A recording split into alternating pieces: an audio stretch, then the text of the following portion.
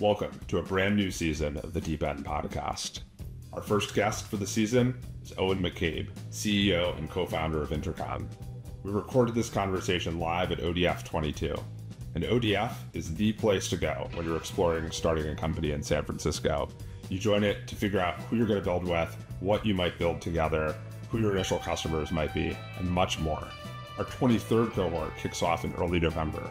We've helped over 1,000 companies get started and raise billions of dollars. And this is just the beginning. If you want to join the community, go to joinodf.com. We're excited to read your applications. And without further ado, here's our conversation with Eoghan McCabe. Cool. Well, thank you so much, Eoghan, for hosting us, and Alan and the whole Intercom team for hosting us. It's just always an incredible pleasure to be here, and it's so nice to have you, Eoghan, in person chatting with the cohort. My pleasure, of course. I think it would be really amazing if we just jumped into it and started with something that would probably resonate with a lot of people here, which is your story of coming to San Francisco for the first time. So many people in this cohort aren't from San Francisco originally, and many of them aren't from the United States originally. And that process of coming from another place and finding maybe a second home or a new home in San Francisco is something that I think a lot of people resonate with, and also the challenges associated with that, coming to a new city. Maybe you could take us back to that first time that you came to SF when you moved here. What was that like? What were you doing? Well, yeah, just paint that picture. Yeah, it was 2010 when I started to learn a little bit about what was happening in San Francisco. 2010, around 2011 was when SF started to become the center of Silicon Valley. Before everyone would go to the peninsula and Palo Alto and Mountain View. And I was running different internet businesses and consulting companies, etc. And I knew one person out here, and he would tell stories about all these investors and everyone doing startups, and here's where the internet is built. And I had to come see for myself, and I eventually made it here in March 2011. I came a few days before my birthday. This is a ridiculous story that's going to be of no value to you, but hopefully it'll warm the crowd up. Yeah. I basically arrived here to meet my friend. My friend was like, "Welcome to San Francisco. By the way, me and my wife are about to head off on a trip. Will you mind my dog?" And I'm like, "Okay, sure." So that was him gone. Now I knew no one in San Francisco. And moving to a city is like exciting, but also can be a lonely and challenging time. And people move to cities often when there's, they're at certain pivotal moments, and so there tends to be a lot going on, as there was for me. And I lived in the Visadero area. I was in a bar called Fly Bar, which is still there, crappy bar, and distinctly remember sitting at the bar being like, wow, 28, what does it mean? And I was a little melancholy for some reason about the idea of turning 28. Well, I guess I'm old now. It's ludicrous, of course, but I was old, I thought, back then. Spent a whole night, had a few beers, kind of like worked through some of the issues. The beer helped. And I also was like riffing on the name for the company we were about to start. The night came to a conclusion, I think it was midnight, and I was walking home. I'm like, well, happy birthday, Eoghan. And as I was getting up, I'm like, wait a second. Wait, I just turned 27. Holy fuck. And it was the most amazing realization ever. I got a free year.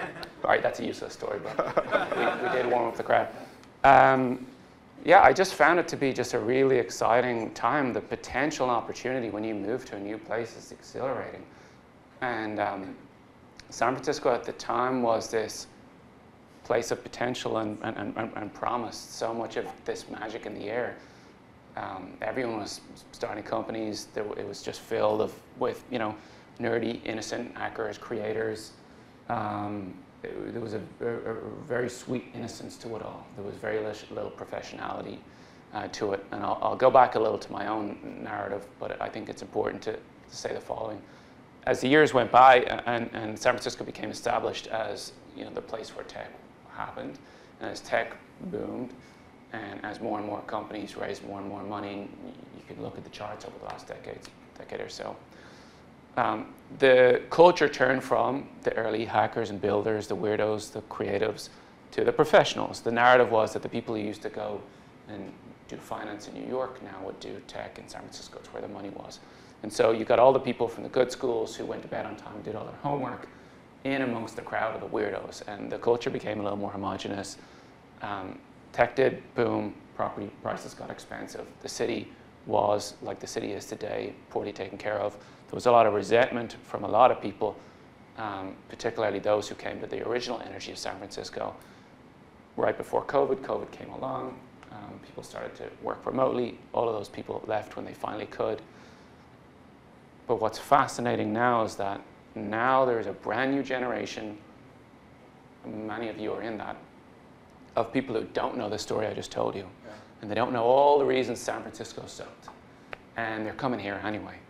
And I just tell that story to let people know that the raw innocence and exuberance and excitement and promise and potential, that magic in the air that I felt in 2011, I'm feeling it right here again. The last 9, 12 months, it's been here once again.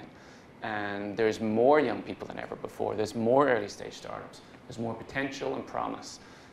There were literally 5, 6, maybe 7 seed stage firms, maybe globally-ish. So if you wanted to raise a seed round, there wasn't even pre-seeds. You really had your work cut out for you, and you'd kind of like wrangle dozens of individual small checks. Now there are certainly at least 1,000 seed stage funds, certainly at least 1,000. Hundreds of them are in the Bay Area. So it's just this incredible time where there's this new trend, pivotal technology is emerging, AI. San Francisco is born anew as the city of the young tech nerds who want to build and make change. And there's so much capital available. All right, that's my little SF piece. I had to get that out of the way. Back to your question, if you don't mind. Yeah.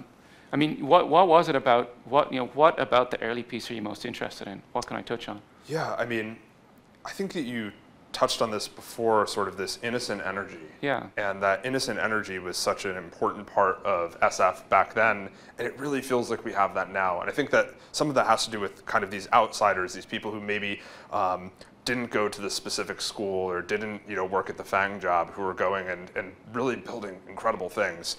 And they're coming here usually from other places. Sure. They usually didn't spend 10 years here and then they're building that really cool Sure. company. Maybe speak to that innocent energy that you were seeing then, what it was like to be a part of it, and sort of how that translates to now. I think there was a phenomenal amount of naivety that allowed people to do things that were kind of like conventionally the wrong thing to do. I remember so clearly, because it caused me a phenomenal amount of pain, when I was raising our Series A in 2013, I was just told outright, repeatedly, as a matter of fact, no one was even making an argument, they were just stating, oh, by the way, here's some information you clearly haven't heard of yet, that you can't build $1 billion business selling to SMBs.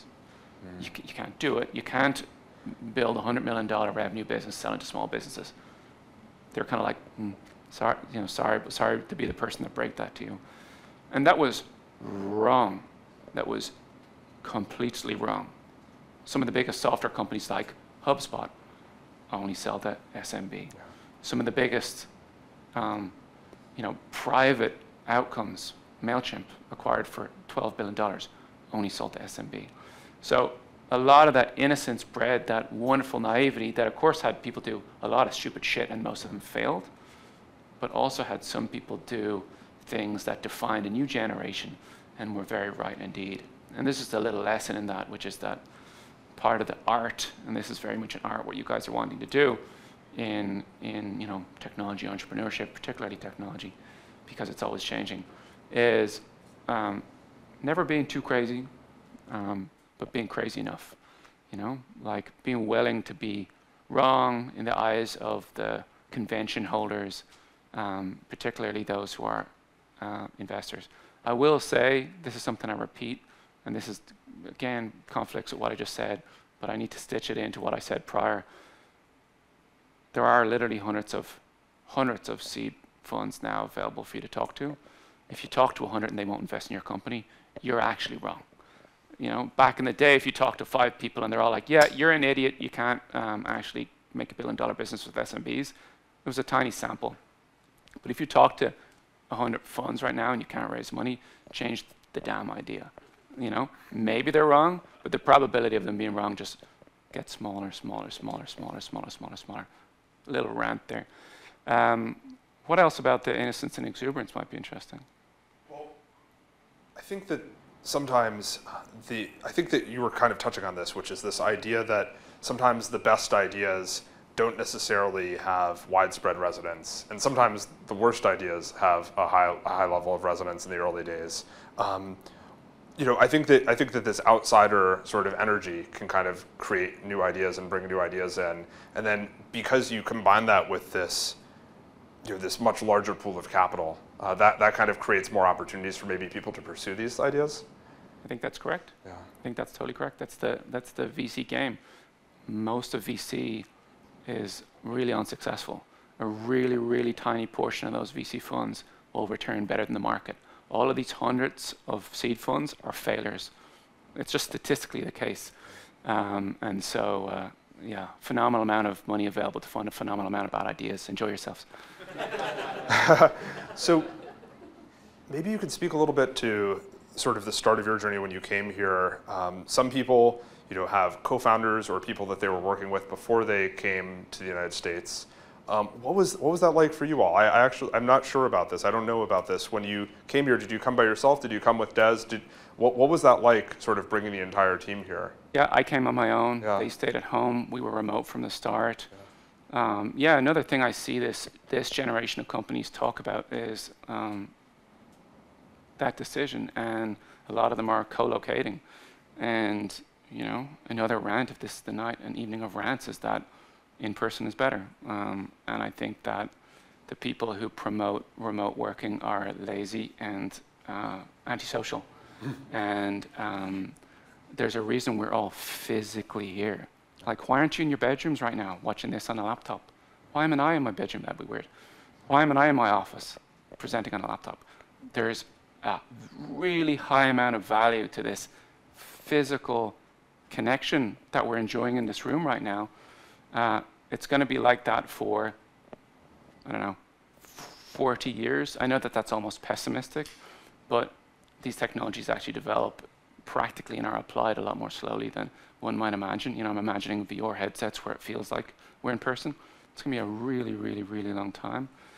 And, you know, this art that we do, it requires play and improvisation and a certain je ne sais quoi that comes from connecting and riffing, sharing, you know, certain ideas and being on the same wavelength at the same time of the day. Even being at different times of the day is difficult.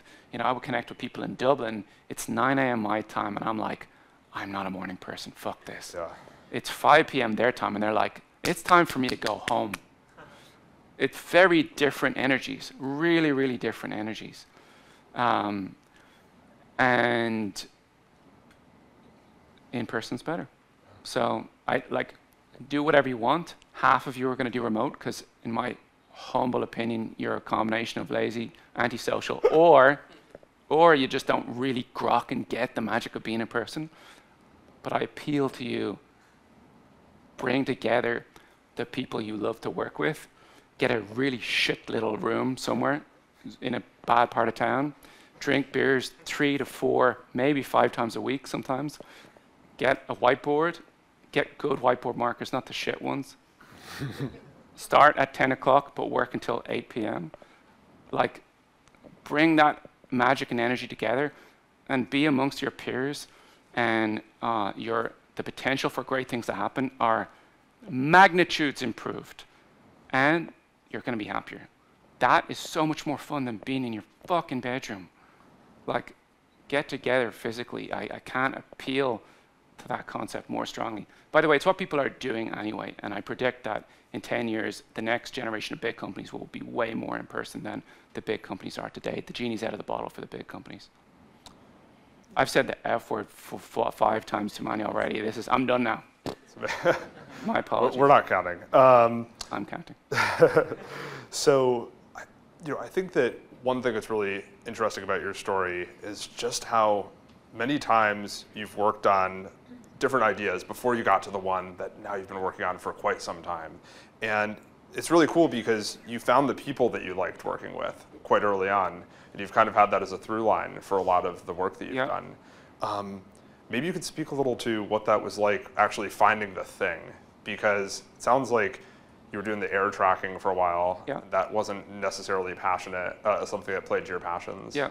I think you answered the question kind of. It's like, follow the thing that gets you excited. I have tremendous respect for Y Combinator, but there's a little part of their story that I hear often, which is, oh, there's this great team and they need an idea. And it's that to me sounds like startup factory. And that's okay, it's kind of what they are, and sometimes people really want to just work in a startup or start great companies, and Y Combinator have achieved incredible things, and I invest in a lot of their companies, so I'm really not hating, but there's a little certain aspect to that isn't compatible with my own philosophy. My own philosophy is charge full steam ahead at the thing that is most exciting to you.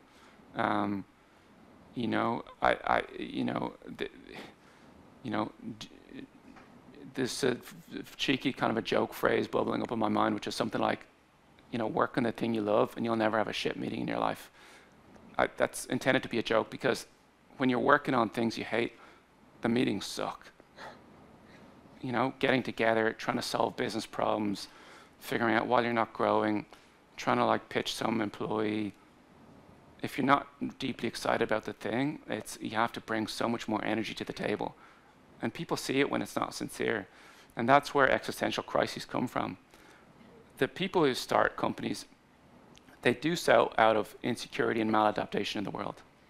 There's no person on this planet who is, grounded and balanced, spiritually whole, complete, happy, nourished and well, a part of their community, and says, I'm going to start a technology company.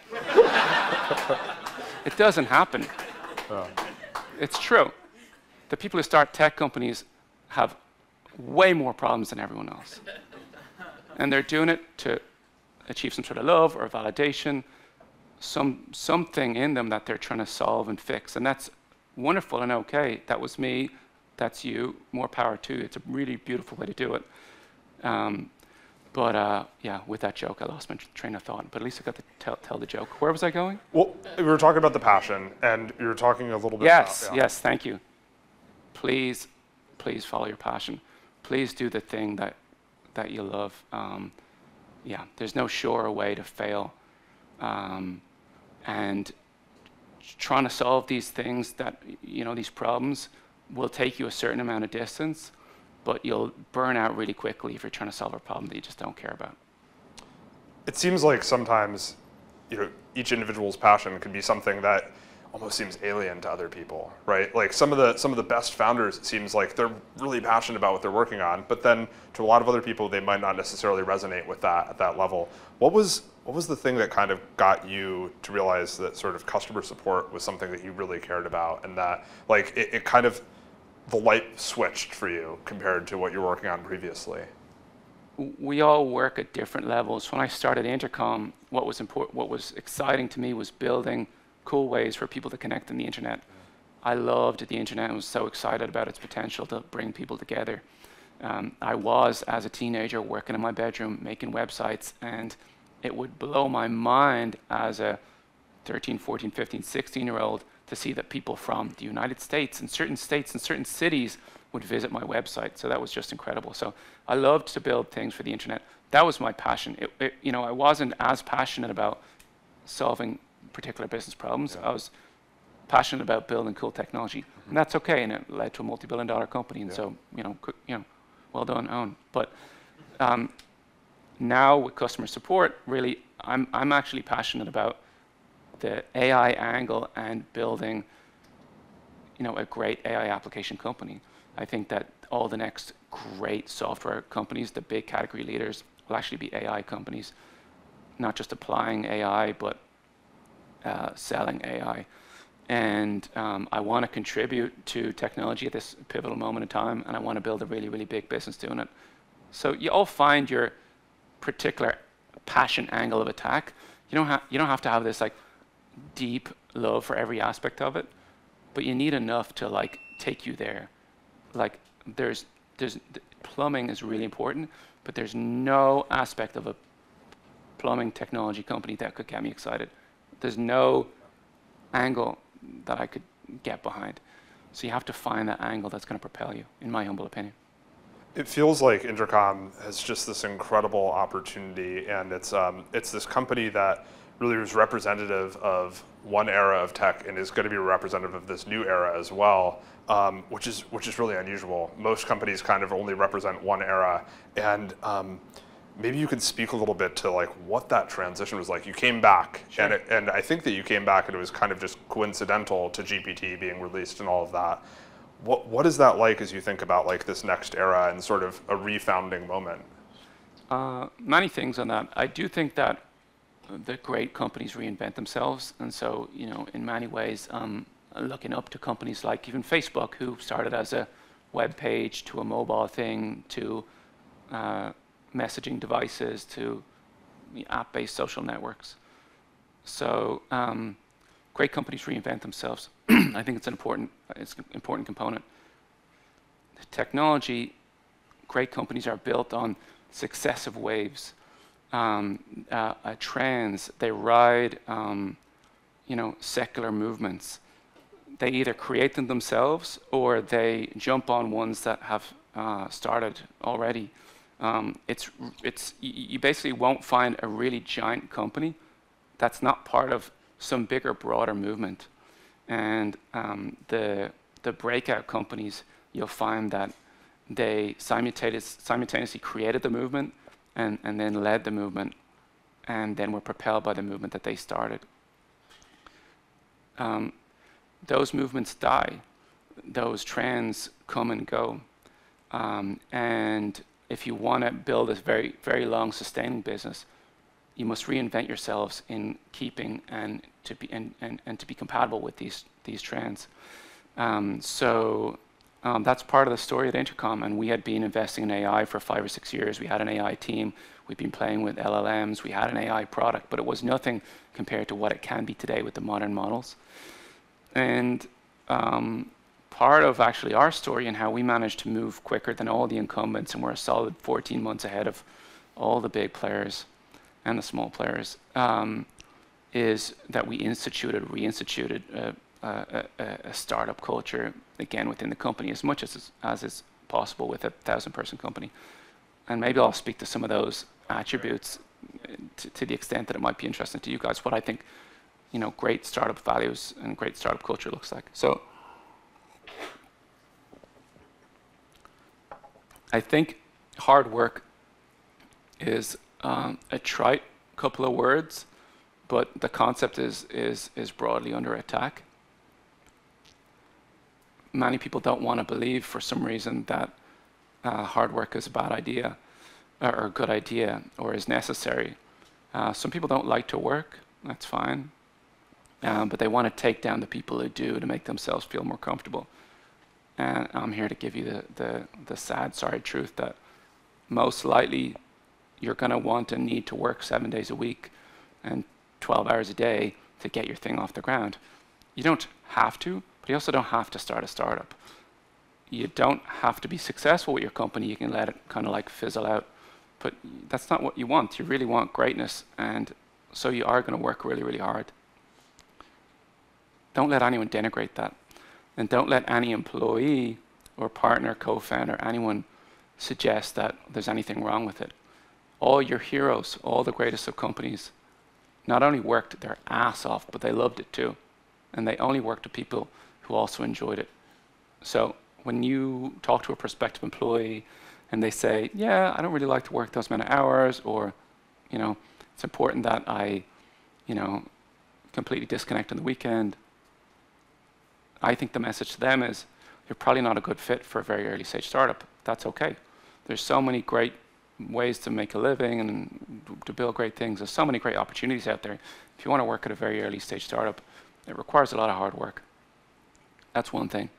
Another is just being unapologetic about your values and the things that define you. Making a really firm decision about who you are and what you appreciate.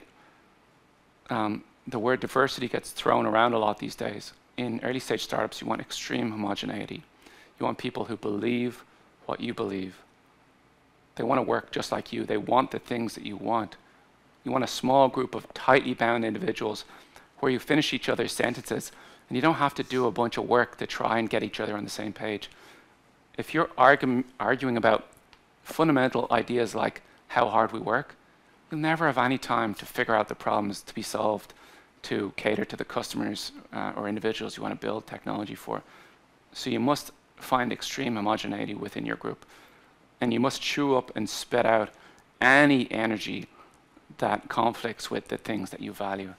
Even at an Intercom scale, we put a lot of work into interviewing for people with certain values and giving people a good idea about what it's like in the inside to allow them to opt out. But if we make a mistake and we find someone that's misaligned with the values, we will very respectfully part ways with them. You must do the same. You must do the same. The last thing I'll say is that early stage startups, they get really, really excited about not only building cool stuff, but building cool stuff that gets used. And they'll obsess about talking to customers, being really close to customers, getting to know them, getting inside their not just their heads, but their hearts.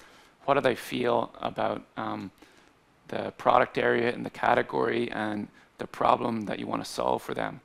Becoming really, really close to the customer is a great recipe for solving their problem well. And if you put a few of these ideas together, and of course there's more to it than that, stuff like hard work, homogeneity, and clear values alignment, and you get super close to customers, just those little ideas alone, if you're extreme about them, will actually put you at the 99th percentile of all startups. Because a lot of them are partying a lot because there's a shit ton of wonderful parties in San Francisco and they're not working as hard as they could. And I don't blame them, but you got to work hard. A lot of them make excuses for their founders and their employees because it's hard to find good people and they don't stay aligned. And a lot of them stay far away from customers because it's hard work, it's grueling. Customers often don't want to talk to early stage startups and you hear things that you don't want to hear.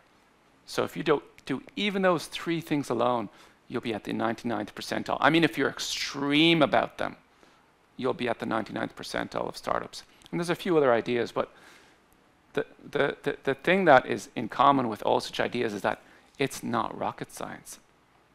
All of your heroes are as imperfect and scared as you are. They were all naive, hopeful young people at one point in time. There's nothing particularly godlike about some of these individuals. Some of them are very smart, but you'll find that even the smartest people have really difficult psychological issues, a lot of stress, depression. Everyone's got their shit. And what's really, really important for you all to internalize is that there is no reason you can't be as successful as all your heroes. That's always been the case. And what separates you is your kind of willingness to be as extreme with some of these essential principles that I speak to. When it comes to like imperfections and sort of challenges that you face and all of these real struggles, roadblocks, setbacks, how do you think about dealing with that? Like sort of when your ego gets trashed or something, like how do you turn that into like hopefully maybe a positive thing or at least move on and move forward? What's your experience been like with that? Well, holistically, these things do tend to be positive always in the long term. The things that bruise our egos the most tend to like eviscerate the parts of our ego that was making us so fragile in the first place. Having friends and actually being social and getting out and taking care of yourself is a really, really big deal. And somehow, the flawed human needs to work your ass off and not become burned out. And taking care of yourself involves a lot of the trite, cliche things that everyone has told you to do, that I'm about to tell you to do, that you're going to completely ignore. But at least in the future, when you hear it for the 5th time, you'll be like, yeah, he did say that, and I think he was probably smart, and he was probably right, so I'll finally do it. There's simple things like get out to nature. Whatever about one's intuition, science has shown that exposure to nature modulates the nervous system.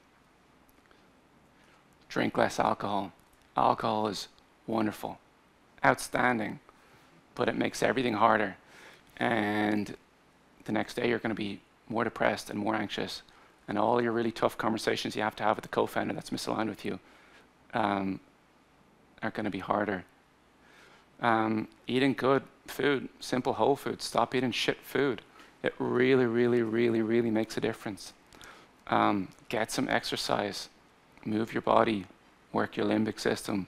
Do a little workout. You don't have to become any version of an impeccably healthy person. I'm talking about going on a hike once a week. These really, really incredibly simple things will get you fit or fitter for this really hard thing you're trying to achieve. You all want to create a billion-dollar company. There are less billion-dollar founders than there are, let's say, NBA players. To be an NBA player, you need extreme levels of discipline and fitness, and yet you want to go drink 4 nights a week like I just told you to. Like, somehow that doesn't match. And yes, it's a different, in some ways, different pursuit. NBA players need extreme physical perfection, but you can't be mentally well if you're not also physically well. And this is not necessarily a hippy-dippy appeal to you taking care of yourselves. It's me actually saying, if you want to tune your body, mind, and spirit to be a highly successful founder, to do this super hard thing, work on that. That's all. I'd be really curious if you could share a little bit more about kind of how you thought about conflicts as co-founders, like what that was like, sort of how you might have learned to kind of work through conflicts or maybe address them more head on. Yeah, well, you know, step 0 is to only work with people that you don't naturally have a shit ton of conflict with. Yeah.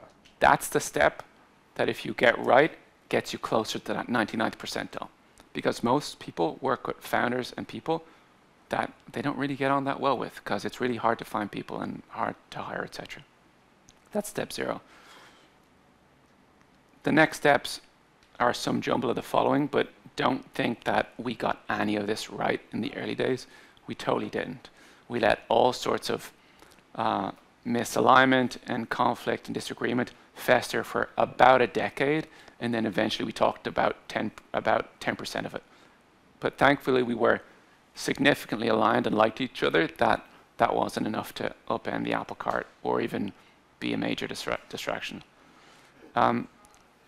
Open, honest, forthright communication is king. It's remarkable, absolutely remarkable. The default way, for some reason, perhaps we in the Western world or just we in the world tend to communicate. I'm always shocked, and then I find myself smiling when I'm communicating with someone in their 20s. And I still do this myself sometime, when I'll text them, ask them a question, and then there's silence. And then there's silence the next day. And I'm like, huh. They are so fucking perturbed by what they really want to say that they're ignoring the fact that I text them and trying to go about their lives. And that is the standard way in which people communicate and connect. Avoid. They avoid. And it's just a recipe for misalignment and low connection to communication. And it's just really important that you can be open and honest. But it's possible to do so always with heart and respect, such that it doesn't have to necessarily at all damage the relationship. Imagine someone spoke to you consistently in a way that you found the meaning, which our fragile egos are primed to experience. It's really possible for you to engage with that person not through conflict. Conflict might be, why do you always say that to me? Why do you say that? Why do you call me that? Again, that's what 99% of people do. Or you could say, hey, we're going to be working a lot together, and we're trying to do this really hard thing together, and I know we have a lot of the right stuff in common, and we respect each other, which is why we're trying to do this. And I just want to let you know, completely vulnerably, that when you call me that thing that way, it really hurts me, frankly. It makes me feel not appreciated, and it's damaging for our relationship. And just look at the difference in the potential outcomes there. That first conflict is going to be massively torturously damaging to the relationship, and the latter can only bring people together. So learning how to have vulnerable, open communications about all the things is powerful. But it takes a long time to get there, a very, very long time to get there. It's very and one doesn't get there fast on their own. And my own secret has been a ton of therapy, like going on 12 years, meeting every single week with an outstanding therapist to talk about all of this stuff. So, you can all work on whatever you want, follow the things that are most interesting to you. But if you want to be an outstanding leader, someone people want to follow and can easily trust, who's able to be open and vulnerable, but also firm and strong, you're going to need to work on that. And you can leverage all your insecurities and all your trauma and all your bullshit through therapy, which is expensive, so you're going to have to raise at least a Series A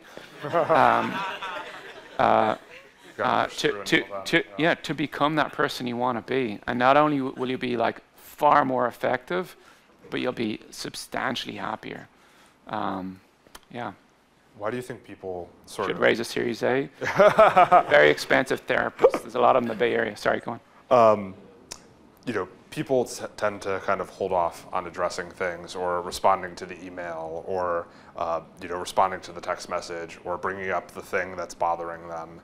And it feels like it's just, in a lot of ways, self-defeating, it's debilitating, and it just creates much more of a chasm than maybe was necessary. When you've seen people kind of shorten that cycle, what was the thing that got you to maybe do that? It seems like you said therapy helped. The therapy helped me realize that I was doing it wrong. Okay. I'd love it if you could share a little bit about how you think, when you're looking at founders who are starting companies. I know that you've talked a little bit about sort of the value of being a generalist as the CEO. Can you speak a little bit to that, to this audience, how you think about being a generalist, but also having some line of spikiness in one area, and kind of how you thought about that as yourself as a CEO, and how you think about that as CEOs when you see other founders who are starting companies? Yeah, I don't think I actually have a lot of wisdom to that. Yeah. I think that people who end up being successful CEOs and founders, they're able to learn to do a lot of things. Doesn't mean that they actually have to be great at everything. And it's important to quickly come to grips with the things that you're not great at, and actually own them authentically, and hire people that are better, and give them to you. Give those things to them. But yeah, you don't need to be good at all the things. I think well-rounded is important, but the other side of that is acknowledging that you're going to have your weaknesses, and just don't bother trying to work on those things. I know we're going to have questions from the group in a couple minutes. Do you want to start that now, or do you want to? Cool, I can ask a couple more. Cool. So just think of some questions, and I'm sure that we're going to have some great ones from the group. And thank you again, Owen, for this. Maybe one last question before we go into the group. When you're thinking about kind of co-founder relationships, and you're talking to people, you invest in startups. How much are you thinking about the co-founder relationship? How much are you thinking about what people are working on? how does that factor into sort of how you evaluate teams and think about teams? Well, you know, I don't do a lot of evaluating actually, and you know, really I just follow on when other smart people have done the evaluating. I don't really have a lot of time for that. But for me, when I know I really want to invest in a company, it's when there's a hard to describe spark in the individual, and that I'm going to say something that's not that inspiring. It's kind of like you've got it or you don't. Yeah. I think I know every human in them has, you know, an incredible spark of life, beauty and magic. But for some people, they keep it to themselves, and other people, just through their experience when they were younger and their genetics also, they're able to share that with the world. And so, you know, if there's anything useful about that, rather than it be demotivating, but of course all these people have that spark, it's that you should find other people who do too. And you know, the employees you hire, the people you want to work with, early stage people, they're not like workers, they're not bums in seats, they're not, you know, just there to get the job done. Done right, each of these people will be like phenomenally interesting individuals. Even if they're really young and inexperienced, there'll be unique spark and energy. I use the term X factor. You know, you really want to see that X factor. So for me, when I particularly get excited about investing in certain companies, is when they're run by those people with the X factors, and it's totally invaluable. The greatest companies of the last number of decades, the people around them in the early days, they always go on to do incredible, often varied things. And it's in some ways caused by their experience in these great companies, but it's also because the people who put that team together had an eye for that X factor. So I think, you know, okay, I'm going to actually disagree with what I said. I think you can kind of nurture that X factor by learning to love and appreciate yourself and having confidence in yourself. It's another reason to do therapy. But finding that X factor in the people you work with is key too. Everyone says we only hire the best. Again, 99% of people are wrong. Hiring is so hard that they mostly hire the people that they can. But absolutely obsessing about and going to war over finding brilliant people changes the potential for the outcome of your company by actual magnitudes. It's not like an incremental thing. You know, the 10x engineer thing is super trite, but it's all so true. And I'm not just talking about engineers, I'm talking about all the people. So brilliant people, you've seen it more than I've seen it. You know, those people with X factor can just go so far. So I don't know what to say about that, but that's part of the magic of this thing. Like, that brings us back full circle to where we started. 2011, just like 2024, was made up of those people with that X factor and that spark, and they harnessed that energy. They weren't the people who went to the good schools, went to bed on time, did all their homework, and actually don't care what they work on, but just want to make a lot of money. They were the crazy ones and the weirdos. And again, I'm seeing that more and more and more. So I suspect that this crowd is of those people. And so, yeah, enjoy being amongst them. I hope you are them. Nurture that in yourself and find those types of people to work with. And if you don't go far, you'll at least have a tremendous experience. That thing you said about some people sharing their spark, some people keeping it inside them, it feels like sometimes it might just be around whether or not somebody's working on the thing that really speaks to their passion. That's right. Yes. Because I feel like there's so many people where you meet them and you hear about what they're working on, you're like, what a shame, you know? Yeah. This is clearly not a thing that they're actually passionate about. And you can you can just immediately feel it. And then other times, maybe that same person, a year later or something, they're on something else. You're like, wow, this is a completely different person. That's right. I think, you know, I think it's probably true to say that not only does every human have a a beautiful flame burning in them, but there is a certain way of living and a certain pursuit and purpose that suits that flame. And that's another topic we touched on earlier on today, or tonight. And I think you're totally right. And so that's another way to nurture that spark. Find the thing that really gets you going and brings that out in you. It's amazing that so many people do not do that. Like, people they lie to themselves and think they do that. They're not doing that. They're like, okay, we came up with a great company to make plumbing software, to like continue to like use my plumbing example. And I see these people all the time. Find the thing that's exciting to you. There are so many opportunities in technology. There's so much money. There's so many people working in it. Technology is taking over the world. AI is going to take over the world. There's not nearly sufficient technology of all the sorts and types out there. And even the winners in all the categories, most of them suck.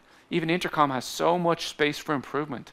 There's just so much opportunity out there in the world in every direction. Don't think that this little thing that you've fallen in love with is like potentially the only way in which you can find success in the world. There may actually be infinite, which is a ridiculous thing to say, but there may actually be infinite things that you could work on. And so, you know, take that time to find it, especially when you're at this stage and you're at this age.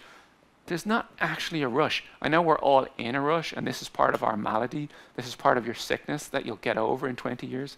But give yourself the time to go and find the thing that really fucking gets you going. Because otherwise, what's the point? And by the way, when you find that, other people will see it in you. And you won't have to fake it. If you have to wake up on a Tuesday at 7 a.m. and talk about a thing that deep down you actually have no interest in, your life is going to be shit. And everyone's going to around you is going to feel it. And you're going to be at these parties telling people you crush it, and they're going to tell you they're crushing it too. And deep inside you both know you're full of shit. So find something you love, please. And it might not even be starting a startup. It might not be starting a startup. That's okay. There's so many different pursuits in life, so many opportunities. Yeah, so much. Amazing. Do you want to do questions now? Hey everybody, Julian here. And I'm really excited to talk about the experiment that we're going to be running for ODF 23, which is a pay what you want pricing model. Now, we've done a lot of experiments over the last 5 years at ODF, and we've helped over 1,000 companies get started and raise billions of dollars. But I think the thing that we're proudest of is just how many amazing companies have gotten started after the co-founders met through this community. ODF 22, which wrapped last month, is the top performing cohort in terms of NPS ever. And incidentally, it was also the top performing one economically.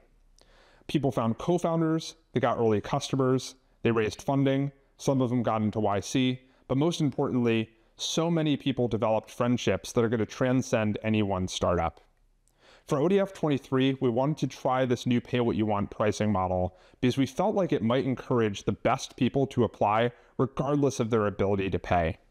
The other thing is we've seen so much generosity over the years where people have sponsored others who couldn't afford to participate in ODF. And we thought that if we could remove the cap on what people could pay, perhaps some people might actually pay more to help offset the cost of people who can't afford to pay for ODF. We don't know what's going to happen, but it's a worthwhile experiment. I want to talk about some things that aren't going to change. We are not going to charge equity to participate in ODFs. We're not going to have some sort of right to invest. We're not going to treat you as top of funnel for a VC fund. We're especially not going to parade you in front of an investment committee so you have to convince people to give you money at a terrible valuation. We do this because we believe that ODF is one of the best ways to help more people start the best companies. And we're so excited to be building this community with you.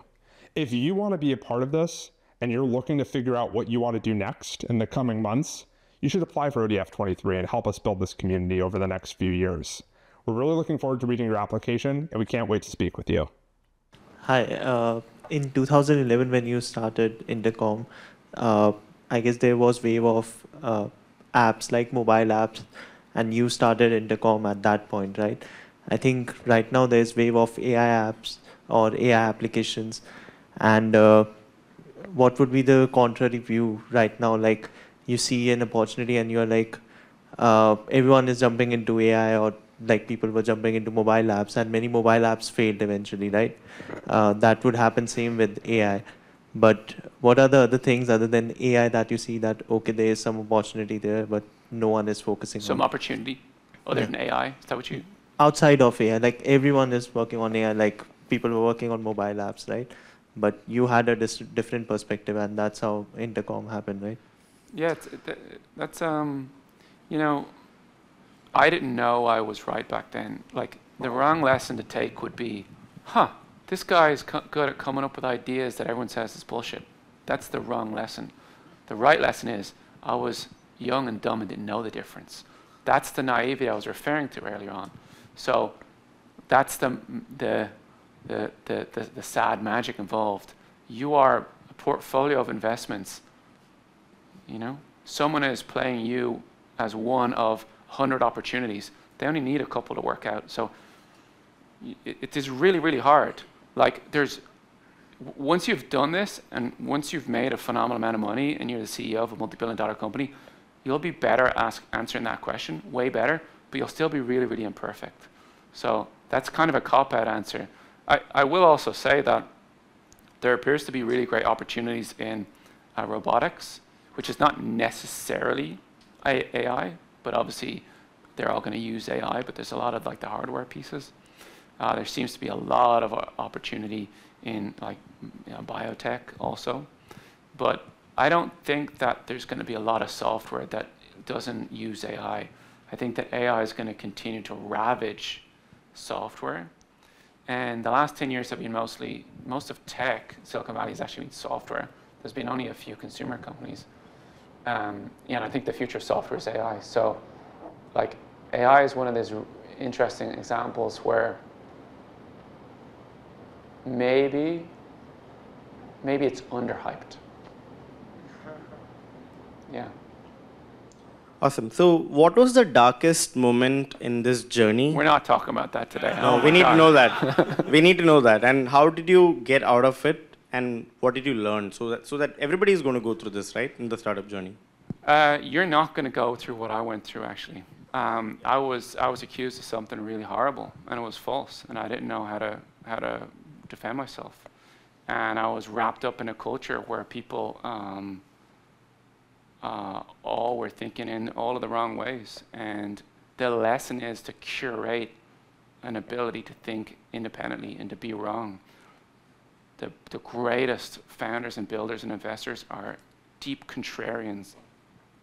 For fun, watch the Peter Thiel interview with Joe Rogan and find a single point where he doesn't actually think, no, the common way is probably wrong, here's another way. Like, he's contrarian to an extreme degree, but the best founders are deeply contrarian and they can think for themselves. So whatever's happening in the time, in society, the zeitgeist, the politics, they have their own idea. They have their own ground truth. And when you do that, you can see not just truth in society, but truth in the markets. And even though everyone's talking about a certain competitor, you're like, I think they're all wrong. And it's so hard. We are deeply social beings, and our sense of up and down and right and wrong actually comes from cues from everyone else. We really don't have a lot of independence, and we're not designed to be independent. And I'm not actually encouraging you to be independent. I'm actually asking you all to like move to San Francisco and work in San Francisco and stay connected.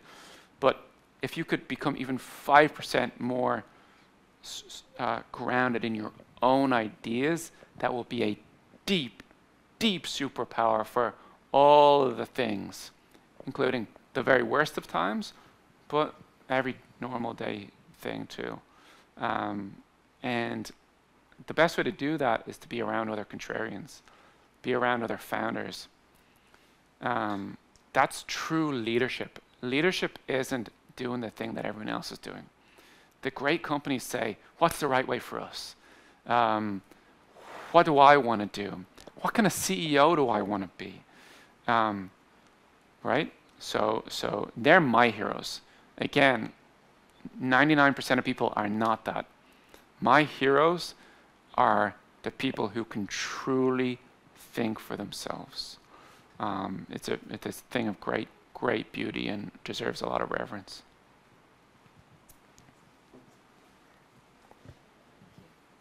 So my question is, if you think back on the very beginning when you first become a CEO, was there any qualities or skills that you would prioritize improving consciously? Yeah, my ability to talk to people directly, openly, and honestly. Is that the only thing? No. What else? What else? What else? What else? I would have taken care of myself more. Like, I know it's boring for me to repeat the points, but it also gives me an opportunity to reinforce the points.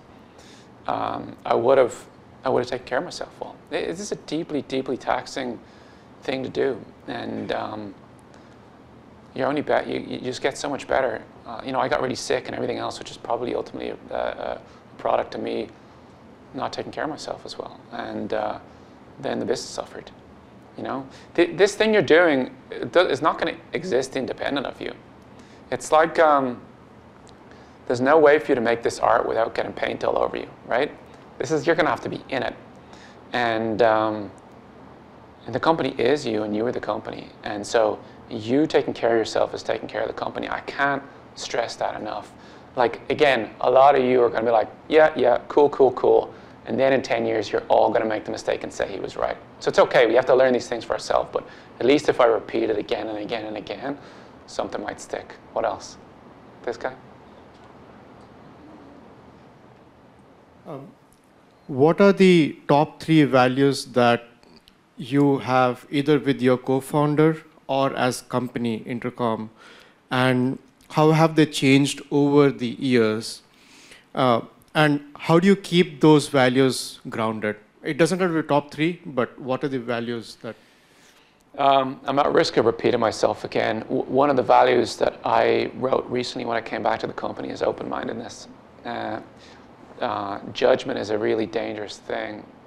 When people judge other people, they create environments where good and different and new ideas aren't safe.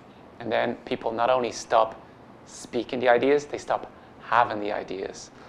And so being deeply open-minded as a culture is really, really important for so many reasons, including creating an environment for great ideas to come to fruition.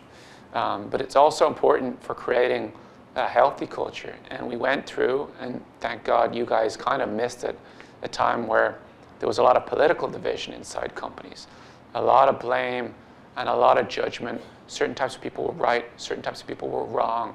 And that created the thing that's very opposite from what I was pitching earlier, that homogeneity and alignment. And it was a result of a lack of open-mindedness. People, have, and still today, lack a significant amount of open-mindedness, not just for different types of people, but actually different types of ideas. This word diversity with a capital D is thrown around, but the people who throw it around a lot, they only want actually certain types of diversity. They don't actually want certain types of political positions, for example. And that creates a very unhealthy culture.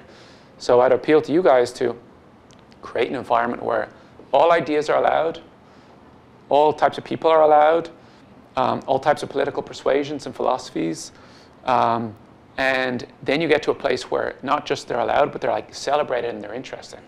A lot of companies are going through a period right now where they're mission first. So, Intercom a few years ago, I said, we're success first and we don't talk about politics here.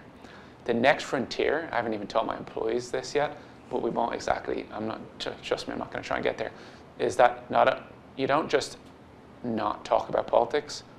You actually want to talk about it and you're excited about it and it's healthy. Because that's what real engagement and connection looks like. Not talking about it is a hack.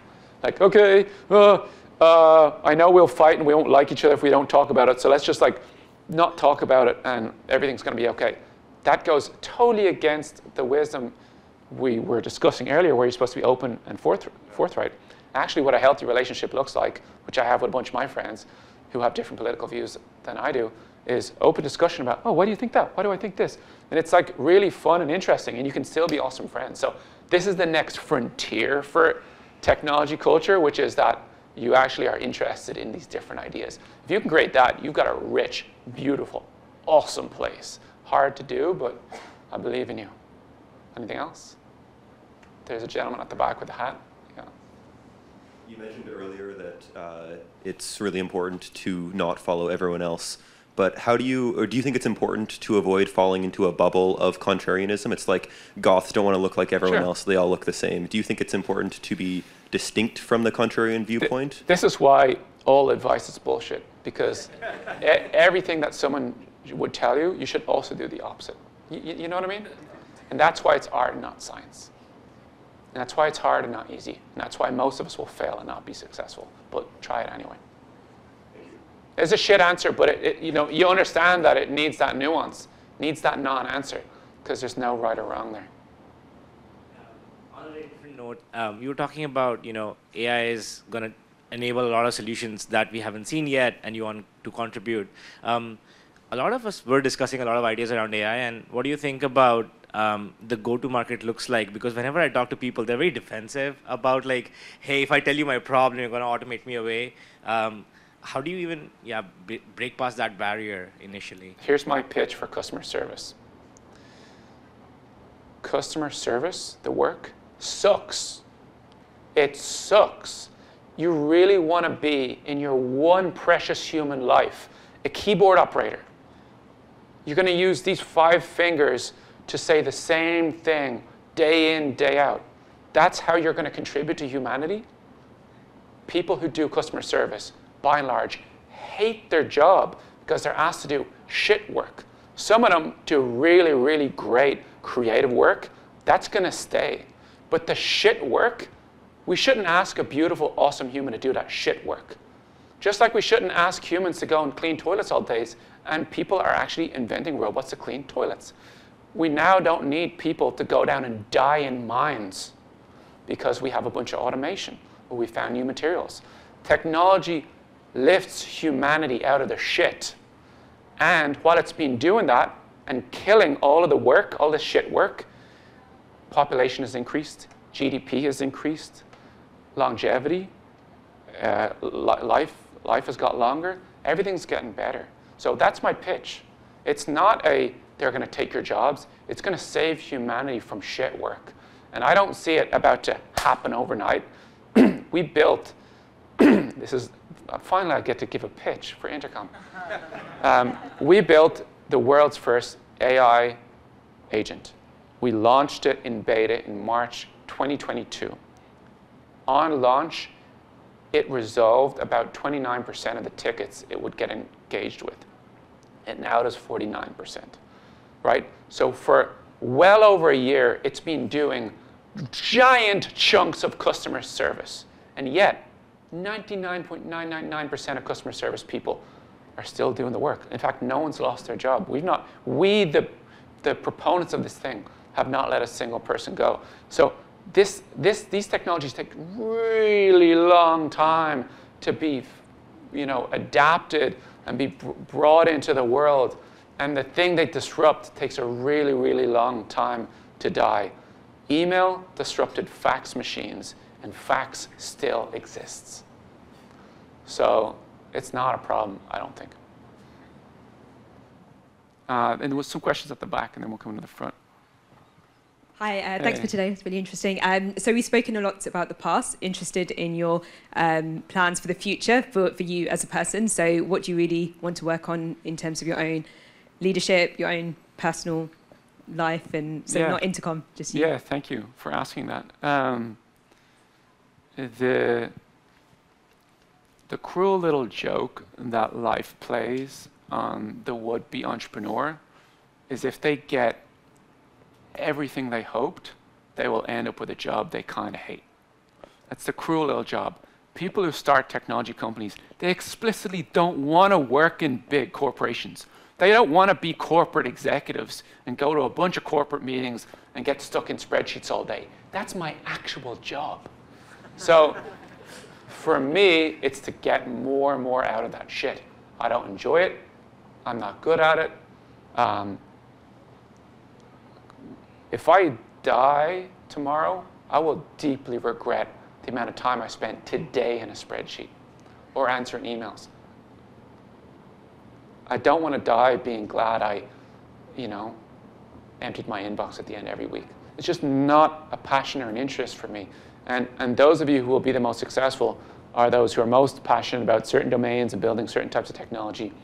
And yeah, that's just like anathema to the energy required to be a great corporate executive. Wow, I didn't even answer your question. I just gave you that giant rant. It's been a long day. I'm adapting my job. I'm hiring people who are good at this. I'm like making sure I have a lot more flexibility in my day. You know, you should be constantly trying to fire yourself from the work that you do.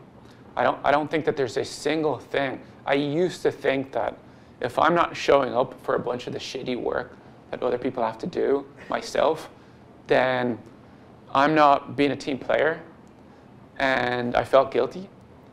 That was ridiculous. That's not the job of a CEO. The CEO is, you know, ultimately the spiritual leader, that's a big phrase, of the company.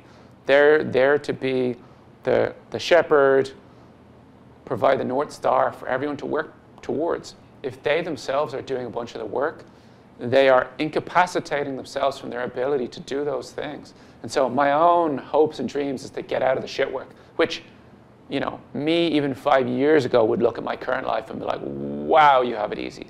But even still, I'm going to extreme lengths to get out of every single type of meeting. I don't want to be in any meetings. That's like not really possible, but I'm really trying to get out of all this stuff. So that's one thing. And then beyond that, I have some like personal projects, creative projects. This is beyond you guys, but maybe in the future you'll remember this and you can kind of stitch it into the way you work. But to make this thing sustainable, and you're only going to be successful most likely if this is sustainable, because it actually takes a long time to be very successful. It needs to kind of work for your life. And a lot of the people that end up being CEOs of companies, they really are a slave to that company. And they end up resenting the company. The company works for them. They created the company out of their own interests. And it's really, really important, I believe, for founders to internalize that and to shape it around what they want in life. So if you want a certain hours of working, certain style of working, certain types of people, certain types of problems, whatever it is, be unafraid to make significant short-term sacrifices for your own personal happiness and enjoyment, such that this is a thing you can work on for a long period of time. And so for me, it's getting out of the shit work, but also then finding new things that I can be creative. I can put my creative energy into outside of Intercom. This gentleman in the back, yeah. Yeah, thanks. This has been great. Really appreciate your perspectives on founder wellness and also diversity of thought in the workplace. I really like your style of communication. I really think that you are really compelling and also relatable at the same time. Thank you. I don't know why the lights just keep turned talking. off. Everyone just ignore what just happened. But I'm just curious, how have you thought about leveling up your communication skills, and especially in a large company, ensuring that your vision remains crystal clear through such a large mass of people and minds? It is therapy and spiritual work. It is internal work, and being able to really speak from yourself and your whole self, your heart, your body, and your spirit. That sounds like absolute bullshit. But go do 10, 11, 12 years of spiritual work, and you'll come back to me and you'll say, you were more than right. If you really, really, really connect with yourself and know yourself, you can communicate in a way that's fully grounded, completely authentic, engaging, and no one will question your message or your motivation. I think you're finding me to be like compelling and believable, right? This isn't bullshit at all. And it's because I'm speaking from my full self. I really believe what I'm saying right now. But to get there, you need to peel back all the layers of cruft and bullshit that comes from all the experiences we've had in life. Humans are raw, fuzzy logic machines that can become many different things. They're big blob of gray matter. And in the early days, they learn stuff like, oh, don't touch hot things, don't look directly at the sun. And then more and more definition is added. They can become anything. But in the early years, pivotal experiences that created certain types of bodily experiences, sadness and anxiety and fear, they get locked in really tight. Right now, if you get a really significant fright on the street, it's probably not going to traumatize you for life because you've got a really deeply, thickly evolved neural network, and it's not like a raw, blank slate, gray matter blob. Whereas when you were 1 or 3 or 7, if someone gave you the same fright that you got on the street, that would literally affect you literally until you die. But when you start to do some therapy on it and you start to work through it, you can loosen it. And it doesn't have to like run the show. And so therapy isn't necessarily for people who are broken and have problems. By the way, everyone does, especially people in this room. But it is more than that. It's for people who are excited about self-mastery. And this job that you guys are excited about is the ultimate test of self-mastery. It's way harder than being an NBA player, by the way, because there's a lot of them. They come and go. There's more just created every year. It's only a small number of unicorns created, in the United States each year, except in 2021, and they're not unicorns anymore. Yeah, self-mastery is just like so deeply important, and it doesn't really like happen all on its own. Specific, deliberate work, and therapy is basically great. Therapy are people who are super intuitive, very intelligent, they're connectors, they like people and they like helping people, who've gone and studied tested modalities for helping people to get to know themselves. It's not as loose and weird and abstract as people either think it is, or as it is in the movies, or as it is in bad therapy. There's specific, often science and approaches that help you actually really know who you are. And getting through those points is just an absolute game changer. I mean, who wouldn't want to be happy? Would you like to be happy? Like, it's right there for you if you work on it. And if there's one message that I'm pushing here today is that by all means go to a bunch of talks about how to like increase your AOR or something like that. I couldn't think of anything more boring. But this pursuit is actually not just a business pursuit, it's a personal pursuit. It's a life pursuit. And it doesn't exist independent of you. And so the more you can work in yourself, the more successful you'll be, and the more you will serve your ultimate purpose in starting a business.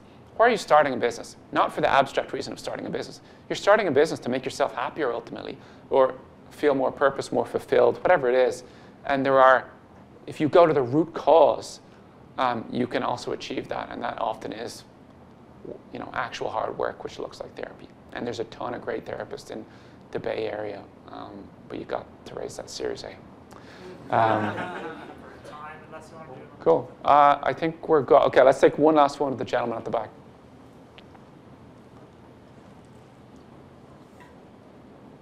Thank you so much. Too many questions, but you talked about, I'll change my question.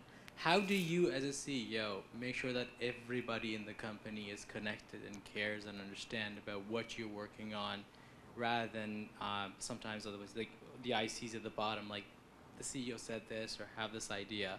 So making sure the connectedness goes through all the way through. How do you ensure that? Like, really, you're always just trying to do the best that you can, and you must accept an egregious amount of imperfection. So you'll never actually achieve what you're setting out to achieve, but it's good to aim for that.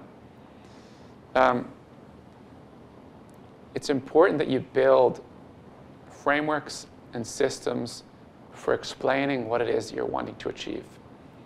Everything that any employee should know fundamentally about the business, not their specific project, should fit on a page or two.